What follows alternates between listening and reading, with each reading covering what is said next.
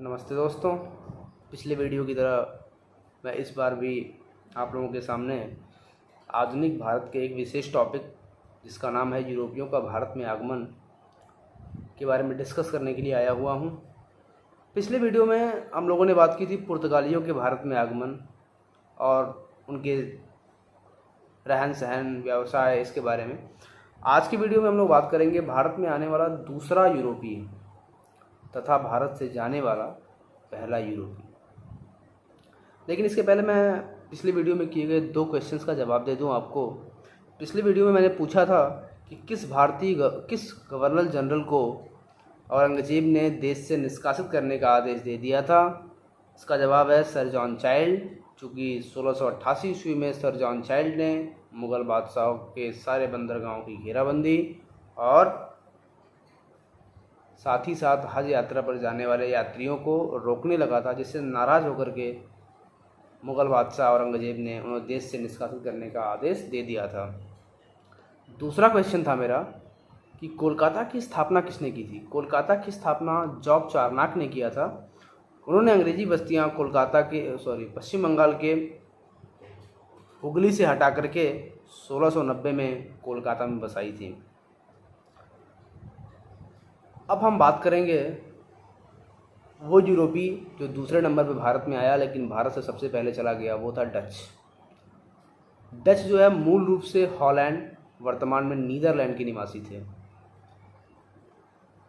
Dutch का काम क्या था? डच जो था 16वीं शताब्दी के आसपास इनका काम हुआ करता था पुर्तगालियों के द्वारा एशिया या पूरब के देशों से लाए गए कच्चे माल, मसाले, जो भी काली मिर्च, इनको पुर्तगाल की राजधानी लिस्बन से एंटवर्प, जो कि बेल्जियम का एक शहर था, वहाँ तक पहुँचाना, ताकि यूरोप के अन्य देशों में इसे भेज करके ज़्यादा से ज़्यादा लाभ कमाया जा सके।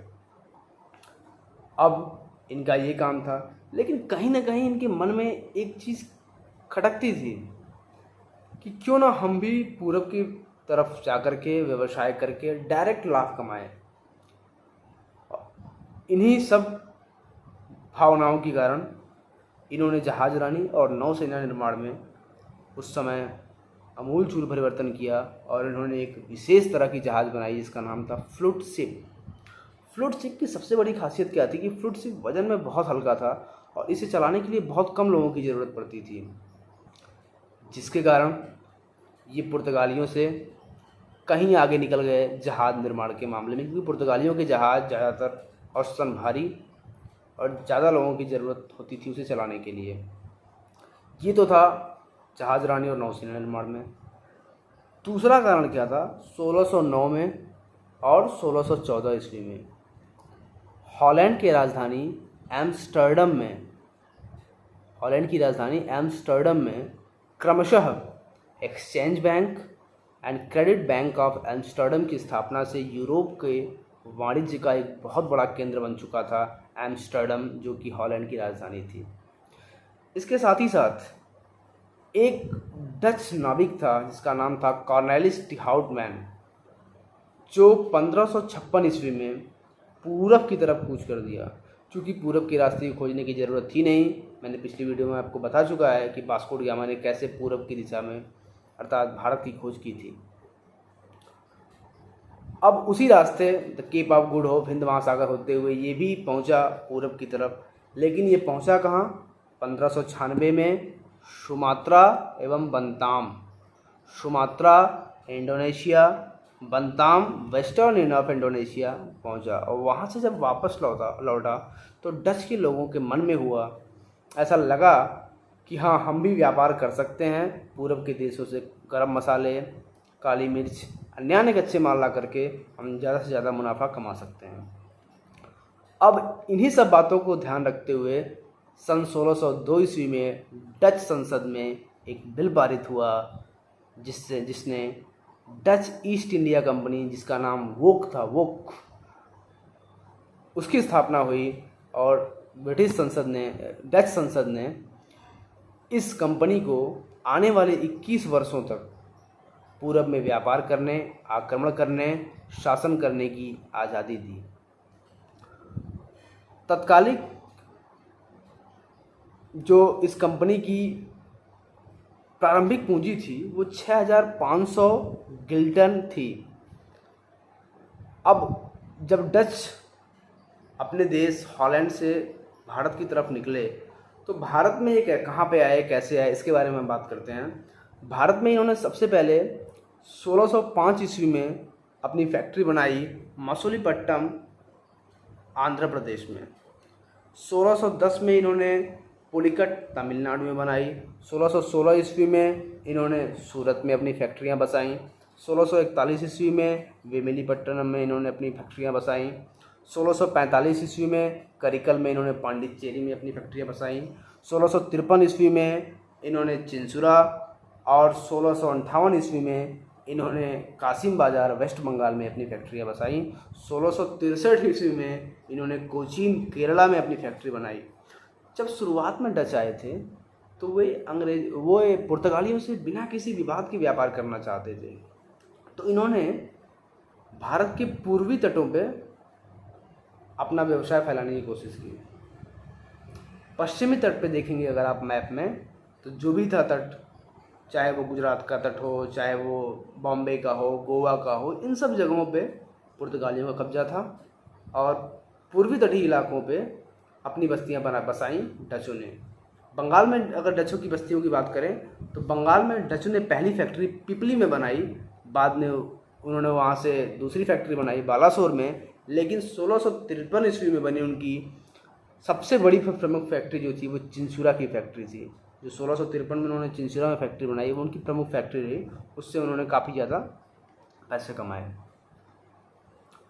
लेकिन पुर्तगालियों और डचों में बराबर संघर्ष होते रहे, और धीरे धीरे यूँ कह सकते हैं कि पुर्तगालियों को एक निश्चित एरिया तक सीमित करने का काम किया था डच ने।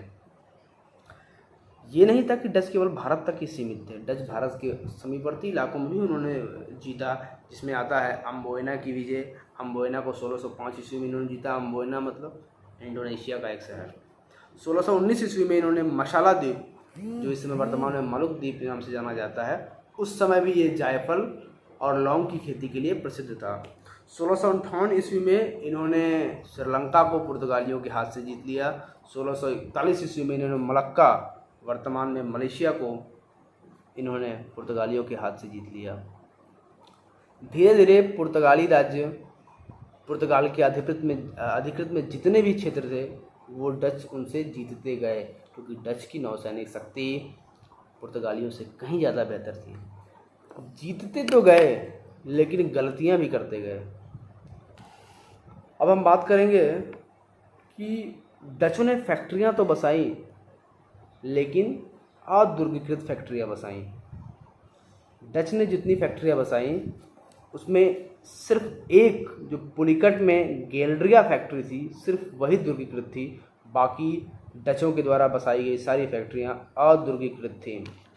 ये भी एक कारण था जो आगे चल करके अंग्रेज़ों के लिए विजय के लिए आसान बना था। अब हम बात करेंगे, डच आए तो पुर्तगालियों को उन्होंने हरा दिया, मतलब जिसके अधीन उन्होंने अपना व्यवसाय शुरू किया उसको उन्होंने पछाड़ दिया। फिर वो अंग्रेज़ों से इतने पीछे कैसे हो गए और भारत देश से सबसे पहले क्यों चले गए, इस पर हम थोड़ा सा प्रकाश डालेंगे तो हम पाएंगे कि डच और अंग्रेज़ों के बीच 3 लड़ाइयाँ हुई। डच और अंग्रेज़ों के बीच में 3 लड़ाइयाँ हुई। शुरुआत में बात करेंगे तो डच और अंग्रेज़ों के संबंध काफ़ी अच्छे थे, बट धीरे धीरे उनके संबंधों में कठोरता आई और उनके बीच में लड़ाइयाँ हुई। लेकिन जो सबसे निर्णायक लड़ाई हुई वो 1759 में बेदरा की लड़ाई हुई। बेदरा की लड़ाई ने ये स्पष्ट कर दिया था कि भारत से डचों का साम्राज्य पूरी तरह से ख़त्म हो जाएगा और आने वाले वर्षों में अंग्रेज़ यहाँ पे आधिपत्य करेंगे। अब अगर हम बात करें डचों के जो व्यावसायिक तरीके थे, डच जो थे वो मूल रूप से उनका पूरा फोकस था व्यवसाय करना, शांत रूप से उनका फोकस था व्यवसाय पे। वो अपनी लगाई गई पूंजी से मुनाफा कमाते थे, फिर उस मुनाफा पूंजी से दोबारा स्थायी पूंजी बना करके उससे मुनाफा कमाना, यही इनका प्रोसेस था। इनका मुख्य काम था व्यापार करना। और डच जो कंपनी थी, डच ईस्ट इंडिया कंपनी, उसमें हिस्सेदारों को भी काफ़ी ज़्यादा मुनाफा दिया जाता था। कई इतिहासकार तो ये भी कहते हैं कि डच ईस्ट इंडिया कंपनी ने रिकॉर्ड स्तर पे अपने हिस्सेदारों को मुनाफा दिया था। 200 वर्षों के अपने व्यवसाय में उन्होंने लगभग 18% तक लाभांश दिया था, जो कि एक ऐतिहासिक रिकॉर्ड है। अब हम बात करते हैं कि वो कौन कौन से कारण थे जिसके कारण डच अंग्रेज़ों से हार करके भारत से जाने पे विवश हो गए थे। इसमें बहुत सारे कारण आते हैं, लेकिन मैं कुछ प्रमुख कारणों पे बिंदुवार तरीके से प्रकाश डालूंगा। तो मैं सबसे पहले बताना चाहूँगा कि जो डच ईस्ट इंडिया कंपनी थी वो राष्ट्रीय कंपनी थी, और डच ईस्ट इंडिया कंपनी के जितने भी ऑफिसर्स कर्मचारी थे उनकी जो तनख्वाह, जो वेतन था, वो इंग्लैंड या ब्रिटिश ईस्ट इंडिया कंपनी के मुकाबले काफ़ी कम था। इसलिए ये कंपनी के जितने भी कर्मचारी थे या अधिकारी थे, ये कंपनी का फ़ायदा ना देख करके अपना प्रत्यक्ष या अप्रत्यक्ष रूप से खुद के फ़ायदे के बारे में सोचते थे। ये भी एक विशेष कारण था कि कंपनी भारत से चली गई। दूसरे कारण में बात करेंगे तो हमें ये चीज़ देखना चाहिए कि हॉलैंड जो था वो कई सालों तक गुलाम रहा। इंग्लैंड स्वतः से स्वाधीन रहा था, तो गुलाम होने की वजह से बहुत सारे आधुनिक संसाधनों, आधुनिक हथियारों में कहीं ना कहीं डच अंग्रेज़ों से पीछे थे। अब तीसरे कारण की तरफ चलेंगे तो किसी भी देश में अपने देश से हट करके जा कर के अगर आपको शासन करना है तो अपने देश, अपने महाद्वीप में आपको मजबूत होना पड़ेगा। डचों के साथ ये चीज़ नहीं हो पाई। अंग्रेज़ जो थे वो यूरोप के अंदर भी डचों को जगह जगह पे परास्त करते रहे। तो ये चीज़ ऑब्वियस थी कि यूरोप में परास्त होकर के दूसरे देश में कोई आकर के राज नहीं कर सकता था। इस कारण डच भारत छोड़ने पे मजबूर हो गए थे अंग्रेज़ों के से युद्ध के दौरान। युद्ध के परिणाम भी ऐसे आए कि वो भारत छोड़ दिए थे। अब हम बात करेंगे एक और कारण की तरफ। एक और कारण था डचों का भारत छोड़ने का कि डच जो थे वो ज़्यादातर गरम मसाले और काली मिर्च इंडोनेशिया से लेके जाते थे। भारत में उनका क्या काम था? भारत से उन्होंने क्या किया? कपड़े का उद्योग शुरू किया, नील का उद्योग शुरू किया। मसूलीपट्टनम से नील का व्यवसाय होता था। तमिलनाडु, मद्रास से वो कपड़े का व्यवसाय करते थे। बिहार से नमक का व्यवसाय करते थे। बंगाल या गंगा के क्षेत्रों से वो चावल का व्यवसाय करते थे। लेकिन मसालों की बिजनेस के लिए वो केंद्रित थे इंडोनेशिया की तरफ। तो इंडोनेशिया पे उनका आकर्षण ज़्यादा था। अपने ज़्यादा से ज़्यादा शक्ति, ज़्यादा से ज़्यादा फोर्स वो इंडोनेशिया पे लगाते थे। भारत पे धीरे धीरे उनकी पकड़ कमज़ोर होने लगी, तो उन्होंने अपना व्यवसाय जो है शिफ्ट कर लिया भारत से इंडोनेशिया की तरफ। ये प्रमुख कारण थे। डच भारत में आए और भारत से बहुत जल्दी चले भी गए। अब हम पिछले वीडियो की तरह से इस वीडियो से में भी आपको 2 क्वेश्चन देंगे। चूँकि पिछली वीडियो में हमने डिस्कस किया था पुर्तगालियों के बारे में, इसलिए मेरे ये 2 क्वेश्चन पुर्तगालियों से रिलेटेड रहेंगे। मेरा पहला क्वेश्चन है कि किस पुर्तगाली गवर्नर जनरल ने पॉलिसी ऑफ इम्पेरियलिज्म को इंट्रोड्यूस किया था। मेरा दूसरा क्वेश्चन है कि किस मराठा पेशवा ने सेल्सिट और बैस्मिन आइलैंड्स को पुर्तगालियों के हाथ से छुड़ाया था। धन्यवाद।